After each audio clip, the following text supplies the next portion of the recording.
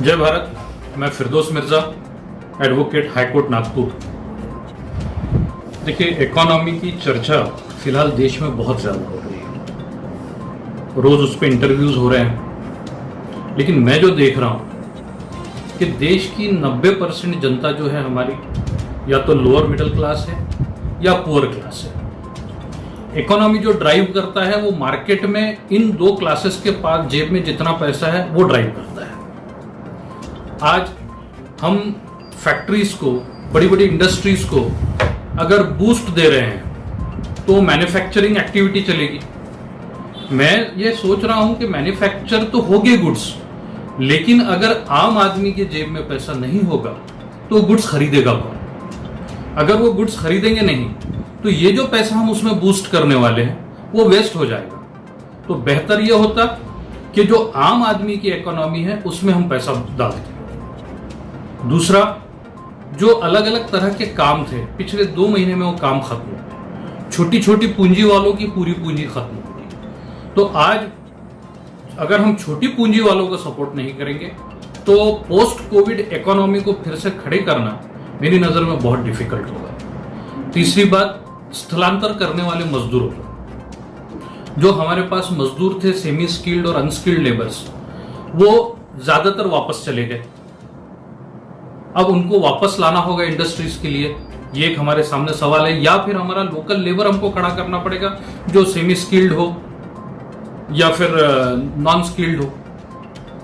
तीसरा, जो लेबर खाली हो गया उनका क्या करेंगे? तो इससे जुड़ा है हमारे किसानों की इकोनॉमी। प्रधानमंत्री जी कह रहे थे कि मनरेगा में उनको हम काम देंगे मजदूरों को। मेरा उसमें यह सजेशन है कि किसान को हम पूरी कीमत दे नहीं पा रहे, WTO के कंडीशंस की वजह से उसको हम सब्सिडी नहीं दे पा रहे बराबर। तो जो मनरेगा के काम है उसमें एक रूल्स में छोटा सा अमेंडमेंट करके मनरेगा के मजदूरों को हमने किसानों के पास भेजना चाहिए। मनरेगा की मजदूरी तो सरकार देगी, लेकिन वो काम किसानों के पास करेगा। इससे किसानों को हम इनडायरेक्ट एक सब्सिडी दे पाएंगे और उसके मजदूरों का प्रॉब्लम भी सॉल्व हो जाएगा। तो इस तरह से अगर हम चाहते हैं कि कोविड के बाद में इकोनॉमी खड़ी हो तो हमने ये सारे कदम उठाने चाहिए। ऐसे मेरी अपनी एक पर्सनल राय है। एक ये जो अगर पैकेज दे रही है सरकार तो ये बड़ी अच्छी बात है, लेकिन मुझे ऐसा लगता है कि आम आदमी के समझ में आए और आम आदमी का विश्वास बढ़े, इस भाषा में उस पैकेज की डिटेल्स आनी चाहिए। अभी सभी संभ्रम में है कि वो पैकेज एग्जैक्टली है क्या। तो मैं ये चाहता हूं कि सरकार एक बार वो क्लैरिफाई करे कि कौन से सेक्टर में किस तरह से वो पैसा बूस्ट करने वाले हैं। मुझे ऐसा लगता है कि हमने कोर्ट के रेगुलर वर्किंग अब शुरू कर देनी चाहिए, क्योंकि हमको कोविड पे अभी तक के कोई दवाई तो निकली नहीं है।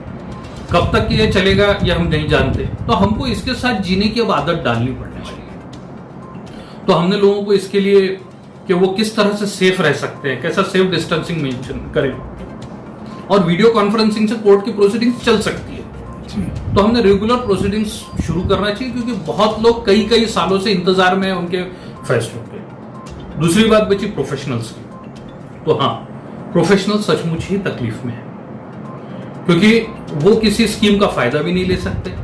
उनके लिए जो सेल्फ एम्प्लॉयड प्रोफेशनल्स है, वकीलों के जैसे, उनके लिए कोई दूसरी स्कीमें नहीं है। उनको पेंशन स्कीम नहीं होती, उनके PPF नहीं होते। तो उनकी सचमुच ही हालत सोचनीय है आज। तो ये सारे काम शुरू कर देने चाहिए, क्योंकि हम कब तक इंतजार करेंगे। इसके 2 पार्ट हैं, एक समाज में किया हुआ कार्य और एक फ्रैटर्निटी के अंदर हुआ कार्य। समाज में वकीलों ने बहुत बड़ा योगदान दिया। जैसा ही लॉकडाउन आया, सारे बार एसोसिएशंस ने पैसा जमा करके अपने अपने जगह कलेक्टर्स को दिया है। मुझे ऐसा लगता है कि हाईकोर्ट बार एसोसिएशन ने भी तकरीबन 25 लाख रुपया, DRT बार एसोसिएशन ने 15 लाख रुपया, डिस्ट्रिक्ट बार एसोसिएशन ने भी 15 से 20 लाख के बीच कहीं इस तरह से पैसा जमा करा है, और भी सामाजिक संस्थाओं को मदद करते रहे। वकीलों के लिए बार काउंसिल ने एक स्कीम बनाया था, फूड किट, और तकरीबन 3,500 रुपए तक का फायदा। डिस्ट्रिक्ट बार एसोसिएशन ने 2-2 हजार रुपए कैश मदद की है। कुछ वकील भाइयों ने अलग अलग ग्रुप्स बना के आइडेंटिफाई किया, क्योंकि जो प्रोफेशनल है वो बताएगा नहीं कि उसको जरूरत है, उसको शर्मिंदगी महसूस। तो जो एहसास हुआ कि ये कमजोर है, इसको तकलीफ है, तो उसको ले जाकर के मदद पहुंचाइए। ये वकीलों ने अपने आप में ग्रुप्स बना के किया, एक बहुत अच्छा और सराहनीय काम किया है। पिछले 3 महीनों से हम एक कोविड नाम की महामारी से जूझ रहे हैं। दुनिया में इस पर कोई अभी तक इलाज आया नहीं है, लेकिन हमने पूरी तरह लॉकडाउन हमारी पूरी कंट्री को कर दिया है। धीरे धीरे ये खोलना पड़ने वाला है, हमको इसके साथ जीने की आदत डालनी पड़ने वाली है, लेकिन अपने आप को सुरक्षित रखकर ही तो आगे बढ़ना है। तो मेरी आप सबसे विनंती है कि जब तक के जरूरत ना हो कोई घर से बाहर न जाए। जो मेडिकल एक्सपर्ट्स हैं, हमारे कोविड वॉरियर्स हैं, उनकी सलाह को माने।